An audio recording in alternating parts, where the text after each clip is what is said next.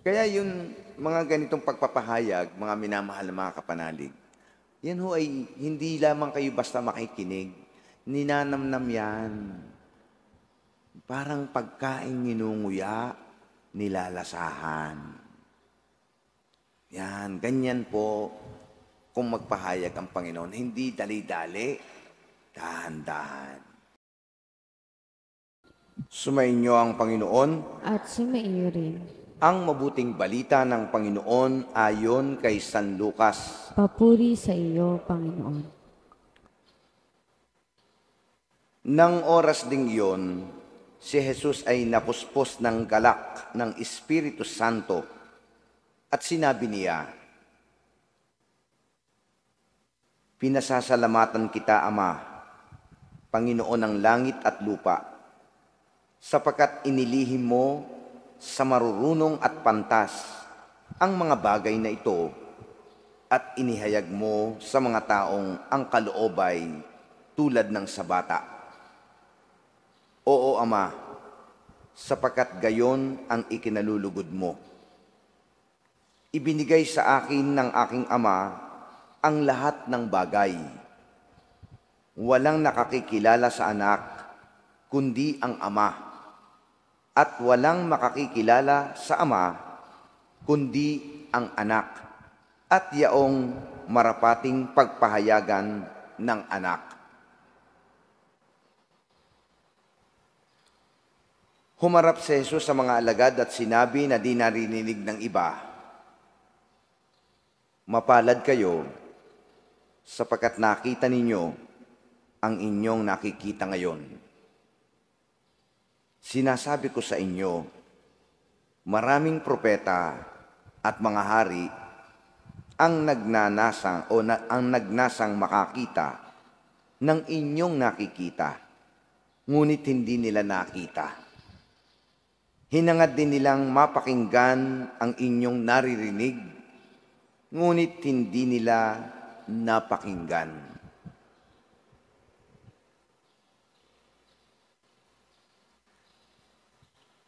Mga kapanalig, ang mabuting balita ng ating kaligtasan. Pinupuri ka namin, Panginoong Hesukristo. Magandang umaga po sa inyong lahat. At tayo po ay nasa araw ng Martes sa unang linggo ng Adbyento. At naghahanda rin po tayo sa malaking piyesta ng Mahal na Birhen. Dalawang magkasunod yan. Immaculada Concepcion at saka ang Mahal na Birhen ng Guadalupe. Mga taguri sa Mahal na Birhen po yan. Ito hong ating narinig na pagbasa ngayon pong umagang ito ay isang pagpapahayag ng ating Panginoon sa pamamagitan ng kanyang parang nagpapasalamat siya o kaya'y nananalangin ng pasasalamat dahil sa mga nangyayari at yung kanyang pagpapahayag ng kanyang sarili o pagpapakilala niya sa mga tao. Sabi niya dito, "Inilihim mo sa marurunong at pantas ang mga bagay na ito at inihayag sa mga taong ang kaloobay tulad ng sa bata." Ano ba yung pagkasinabing kalooban ay tulad ng sa bata? Siyempre, karakter or yung tawag dito ay karakter ng bata, siyempre yung wala pang masyadong alam. Ika nga ay wala pang masasabing karunungan. Bata pa eh. Kaya nga nung ako'y elementary, ako'y nahambalos ng aking teacher. Oo, talaga ako'y pinalo ako ng libro. Noon naman mga teacher na may namamalo talaga eh, di ba? Ngayon na lang naman hindi. Ako'y napalo, ako raw ay napaka-pilosopo. Ako'y bata pa noon, parang ang tanda ko ako'y grade 2. Grade 2 pa lamang ako'y namimiloso po.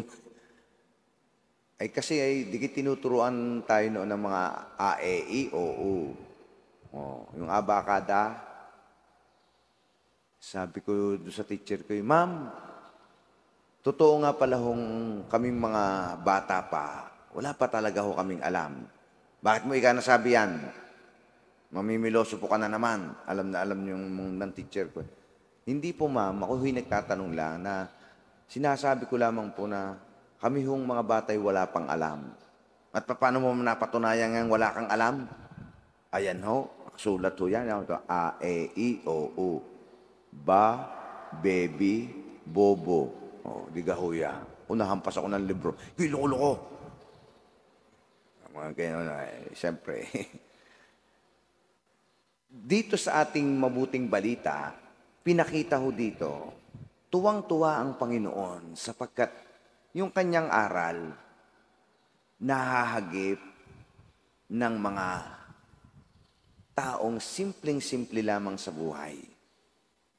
Kaya nga siya'y gumagamit lagi sa pangangaral niya ng talinhaga. Kasi yung talinhaga, angkop sa kanilang nakikita, angkop sa nangyayari sa kanilang buhay. Talinhaga ng maghahasik. The parable of the sower. Ay kita nilang nagtatanim Ang talinhaga ng tusong katiwala. Kita nila.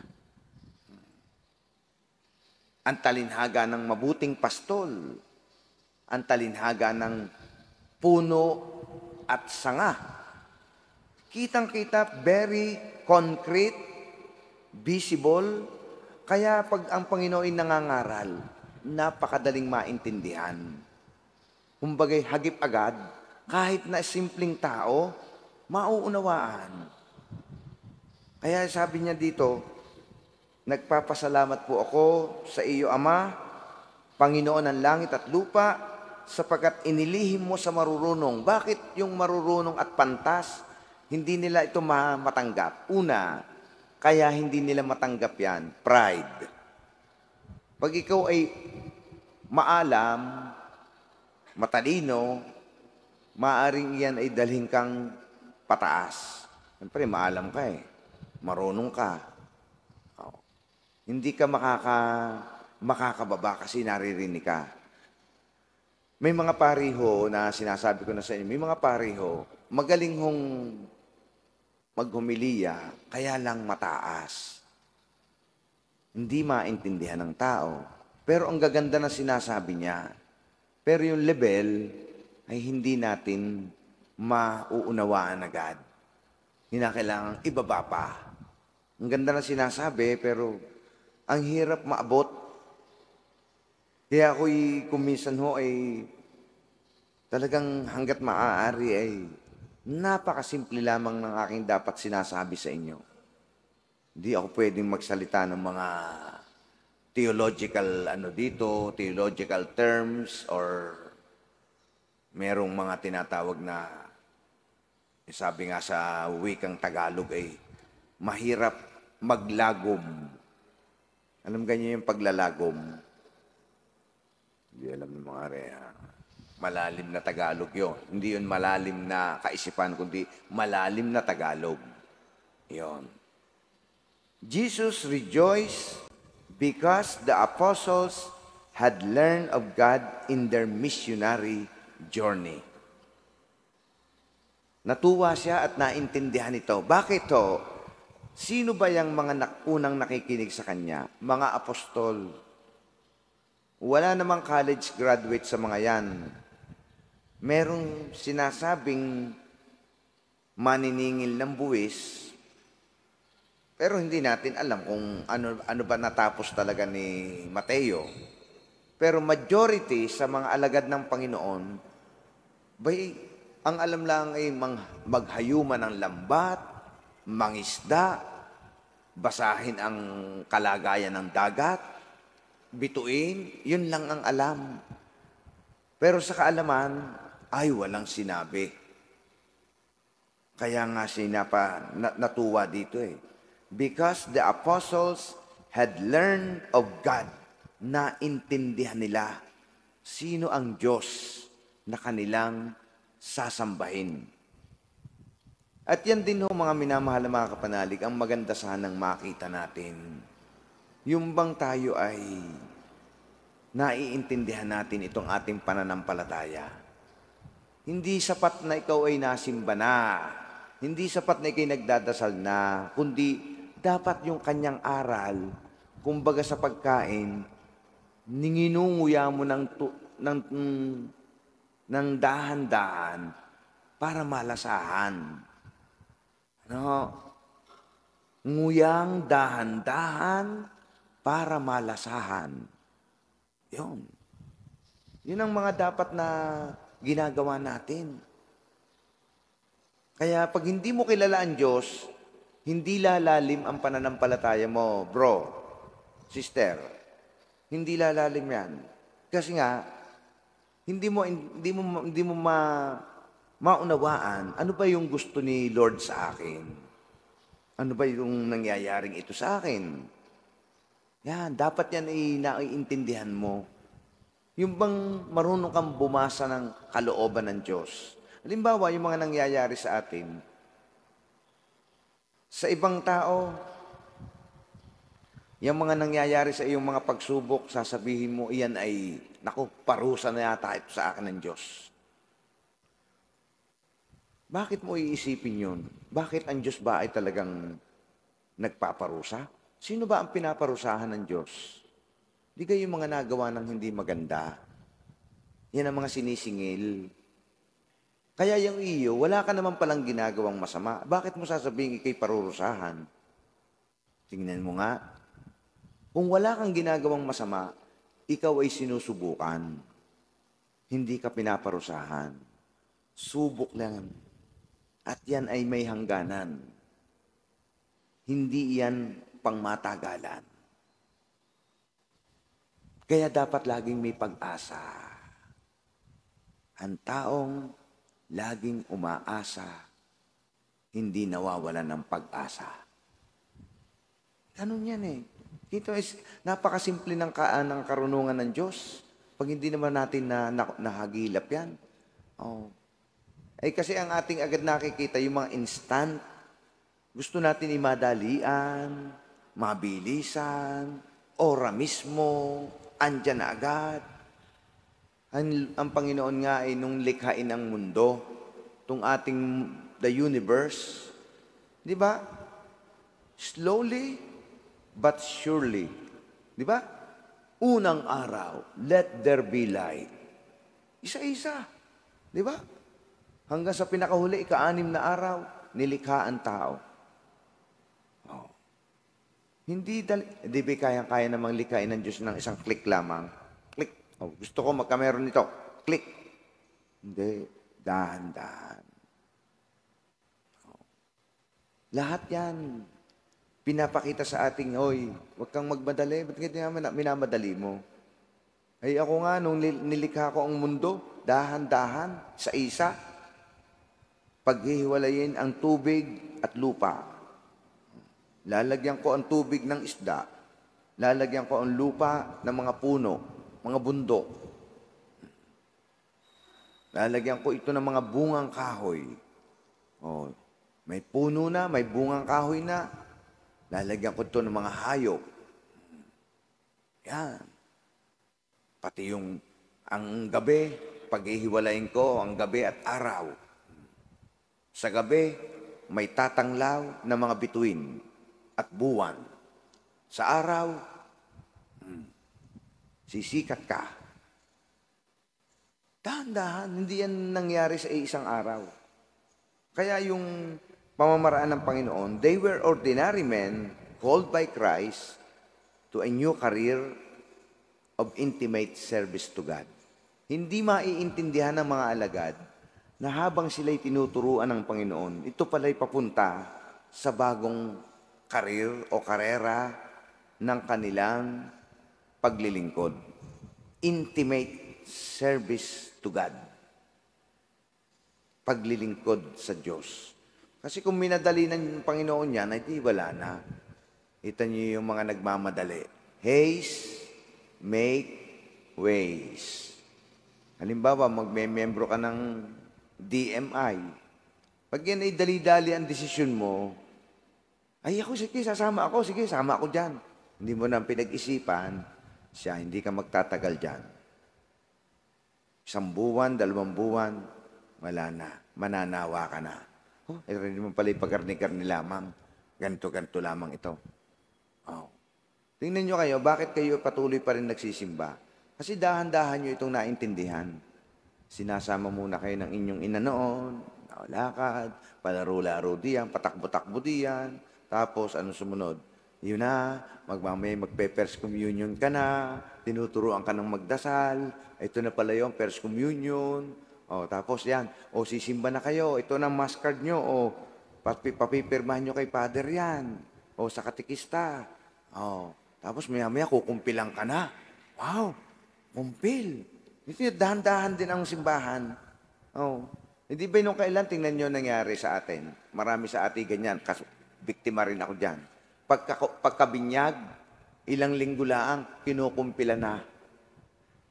Alam ba ninyo na ako nakikita ko doon sa aking birth, sa baptismal certificate ko, ako'y nabinyagan, 8 araw pa lang akong bata. 8 araw pa lamang. Abay, nung ako'y binyagan, 2 taon pa lang ako kumpilan. Nung ako'y kumpilan, 2 years old.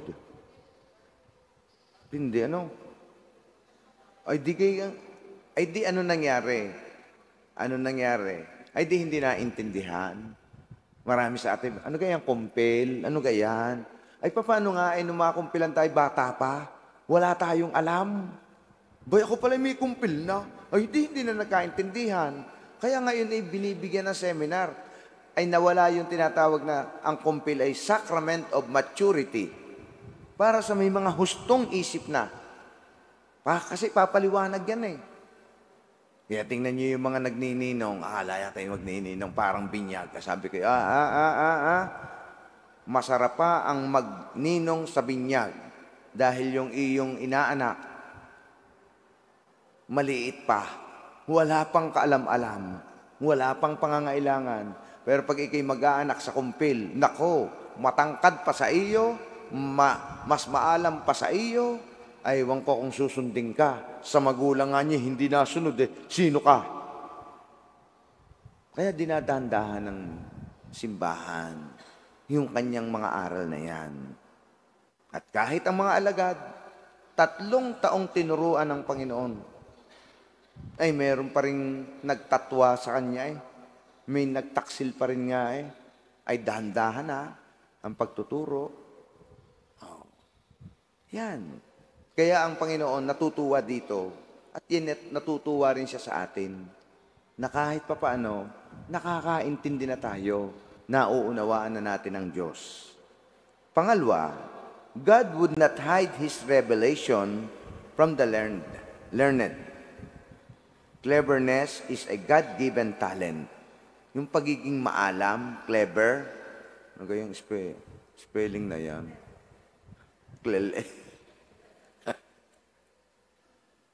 Baka naman ako mali. Hindi naman tama naman ang akin. Yan. Oh. Cleverness is a God-given talent. Yan pagiging maalam, kaloob po ng Diyos yan sa atin. Kaya tayo nakakaintindi nakakaunawa. Bigay yan sa atin. Talent. God-given talent. At yan, hindi niya itinatago yan kahit sa mga maaalam, marurunong. Yung sinasabi dito ng mga inilihim mo ito sa mga marurunong at pantas? Bakit nasabi dito yung inilihim sa mga pantas at mga marurunong? Kasi alam ninyo, yun nga sabi ko kanina, pag ikay maalam, marunong, dahil sa talino mo, hindi mo na masyadong makita yung basic kung tawagin. Kumbaga may nakatok sa pinto mo, pak, pak, pak, pak. Binuksan mo. At tingin mo doon agad. Ay hindi mo nakita yung nakatok. Nakalugmok na doon sakit na sakit ng tiyan. Ay doon ka agad tumingin. Wala naman Tapos ikay nagiging, minsan, may mga taong ganyan, yung bang pessimistic, optimistic. Oh. Ano kayo yung mga optimistic? Hindi yung mga negative thinker, optimistic. Oh. Ba't mali yata? Positive. Optimistic, positive. Pessimistic pala yun. Pag pessimistic, negative thinker. Ganito yan. Sa isang pessimistic, nako, umulan na naman, putik na naman. Sa isang optimistic, ay salamat naman umulan, madidilig ang mga halaman. Oh. Di ba? Sa isang pessimistic, nako, ang tubig ay kakaunti, kakalahati, sa baso, kakalahati. Ano mangyayari diyan? Sa isang optimistic, mabutit may tubig. Oh, kita na agad nyo, ang layuan ng pagkakaiba, no? Magkaiba, no? Yan. Kaya, ito po ang aral na iniiwan sa atin ng pagbasang ito. Natuwa ang Panginoon dahil naiintindihan ng mga alagad ang kanyang aral. At ito naman ang ating gagawin. Ganun ang ating pagkaunawa. Tanggapin natin ang pagpapahayag na yan ng Diyos sa pamagitan ng pagdadasal, ng mga gawain ito. Iwanan ko po sa inyo ang pagkaing pangkaisipang ito. Ang Diyos ay nagpahayag, sa dukha ay nahayag, aral niya ay dapat ipahayag.